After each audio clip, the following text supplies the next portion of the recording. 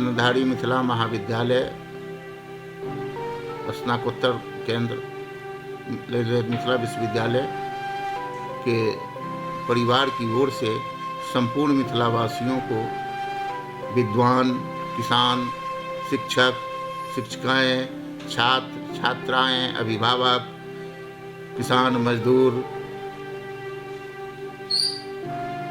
व्यवसाय में लगे हुए बड़े व्यवसायी से छोटे कनिष्ठ व्यवसायी, कंज्यूमर, सभी को मैं मिथिलावासी को 73वें गणतंत्र दिवस के इस अवसर पर मैं राष्ट्र के नाम शुभकामना देता हूं, जो आप लोगों के सहयोग से भारतीय संविधान के अक्षरशः अनुपालन सरकार द्वारा, व्यवस्था द्वारा, सामाजिक और जो गैर सरकारी निकाय हैं उसके द्वारा, विश्वविद्यालय, महाविद्यालय, पंचायत समिति, जिला परिषद, महानगर परिषद, सभी के द्वारा संविधान का अक्षरशः पालन हो, सबों को समता का, स्वतंत्रता का, बंधुत्व का एहसास हो और राष्ट्र जो है आगे बढ़ रहा है इस संविधान के तहत अनुशासित, शासित होकर के शासन प्रशासन में भी सभी को मैं निवेदन करूंगा, जो संविधान में वर्णित जितने भी धाराएं, उपधाराएं और व्यवस्था दी गई हैं दलितों के लिए, पिछड़ों के लिए, विद्वानों के लिए, सम्मानितों के लिए, सब अपने अपने स्तर से संविधान को सम्मान करते हुए सम्मान के तहत अपने कार्यों का निष्पादन करें, चाहे वो उच्च न्यायालय के न्यायाधीश हों, उच्चतम न्यायालय के न्यायाधीश हो, लोअर कोर्ट के न्यायाधीश हो, न्यायविज्ञ हो, शिक्षक हों, अपने कर्तव्यों का पालन करें। अधिकार तो जानते हैं लोग, कर्तव्य का निर्वहन नहीं करते हैं। संविधान के दायरे में रह करके अपने अपने कर्तव्यों का लोग पालन करेंगे, निर्वहन करेंगे तो पुनः मेरा देश सोने के चिड़िया के रूप में पूरे विश्व में अपनी पताका फहराएगा और भारत विश्व गुरु होगा। मिथिला का जो परंपरा और यहाँ की संस्कृति, यहाँ की भाषा, यहाँ की बोली, यहाँ की मीठी संस्कृति सभी को लोग आकर्षित करेगा, पर्यटन का केंद्र बनेगा मिथिला और मैथिली का विकास होगा। यही मैं आपके इस गणतंत्र दिवस के इस अवसर पर तिरंगा को सलाम करते हुए अपने देश की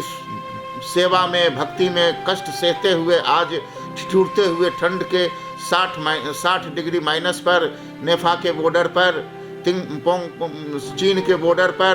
पाकिस्तान के बॉर्डर पर, समुद्र में, आकाश में हमारे सैनिक अपने प्राणों की आहुति दे दे करके हम लोगों को सुरक्षित रखते हैं, राष्ट्र की रक्षा करते हैं। उन वीर जवानों को, उन आज़ादी दिलाने वाले वीर सपूतों को, उस समय के आज़ादी के दीवाने महापुरुषों को मैं नमन करता हूँ। 23 जनवरी को नेताजी सुभाष चंद्र बोस की जन्म दिवस है, उनको मैं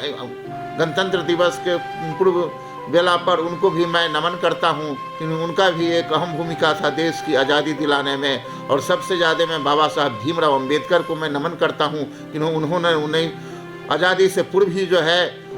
भारत इंग्लैंड के कोर्ट में, हाई कोर्ट में, वहाँ जो है उच्च सदन में मानवता का अधिकार का, मानव अधिकार के संरक्षण के लिए, देश को आज़ादी दिलाने के लिए उन्होंने केस किया था कोर्ट में, जिसके आधार पर विवश होकर के बाबा साहब ने केस जीता था और हम लोगों को आज़ादी मिली थी। न कि और सब जो लोग बता रहे हैं इतिहास, वह गलत इतिहास है। असली इतिहास है बाबा साहब भीमराव अंबेडकर के द्वारा जो है आज़ादी मिली थी। हाँ, लोगों को इकट्ठा करने में, राष्ट्र में राष्ट्रीयता और एकता को दिखाने में गांधी जी जो है इसमें सबसे आगे थे। और देश की एकता को आज़ादी के बाद भी संविधान लागू करने में पंडित जवाहरलाल नेहरू और गांधी जी ने ही जो है उनका नाम, बाबा साहब भीमराव अंबेडकर का नाम सजेस्ट किया था, जिसके द्वारा संविधान का निर्माण हुआ। और 15 अगस्त 1950, 26 जनवरी 1950 को हमारा संविधान देश में अंगीकृत किया गया। इसीलिए हम लोग संविधान के सम्मान में 26 जनवरी को अपने राष्ट्र के प्रति कृतज्ञता ज्ञापित करता हूँ। धन्यवाद। जय हिंद, जय भारत।